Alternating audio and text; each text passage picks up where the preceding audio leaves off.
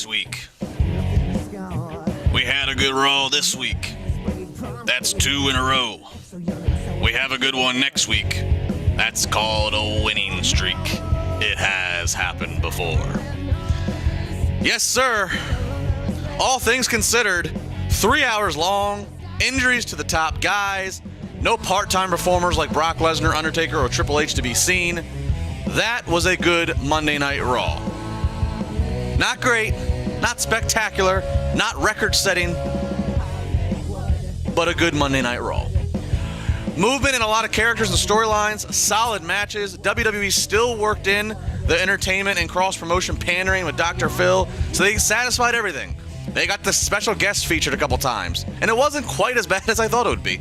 They got great wrestling. They got characters and storylines progressing, so that was a solid use of the 3 hours, as best as of use as again I've seen in quite some times, considering the departures and absences of several key figures. Here's the 3 biggest things I took away, and this is in no particular order. Kevin Owens' future. Zack Ryder won the IC title as a shock and surprise at Mania, so they could use his fanfare to get heat on The Miz the next night, and they wanted to get momentum back on The Miz. It was also to get Kevin Owens out of that IC title picture and ultimately begin moving him further upwards. Last night, we saw that. Owens interrupting Shane. Great opening match with Cesaro. Then he's doing verbal threats to Zayn backstage, in which Shane has him escorted out.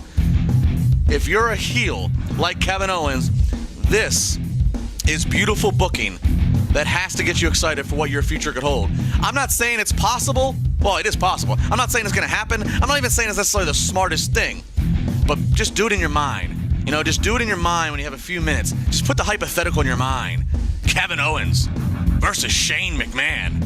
Tell me that doesn't dance to the sweet sensations of hardcore music in your head.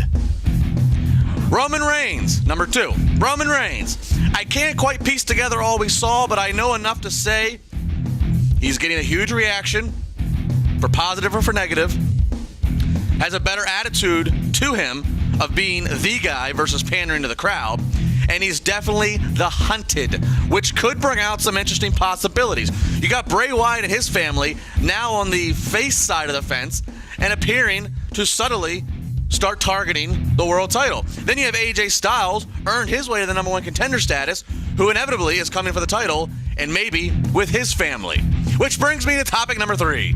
Carl Anderson and Luke Gallows. Quick, hard-hitting, out the door. Wang, bang, thank you, ma'am. It offers a surprise that they showed up when they did, but now it provides advertisement without saying anything. Now you're watching and waiting for when they're going to show up again. And let's be honest and real here. There are some people in the crowd that maybe are only in a WWE bubble, or maybe that are younger, whatever the case may be, that are not familiar with the Bullet Club, are not familiar with Luke Gallows from the last time that he was there.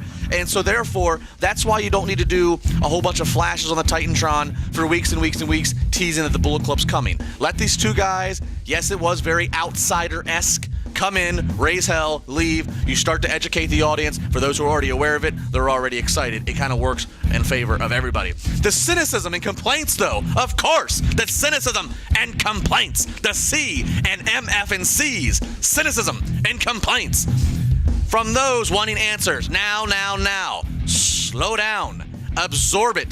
WWE has a lot of hours to fill and weeks until the next pay-per-view. No rush. Think about this, though. If this holds you over. They attacked the Usos. Who are the Usos related to? AJ Styles, a former Bullet Club member.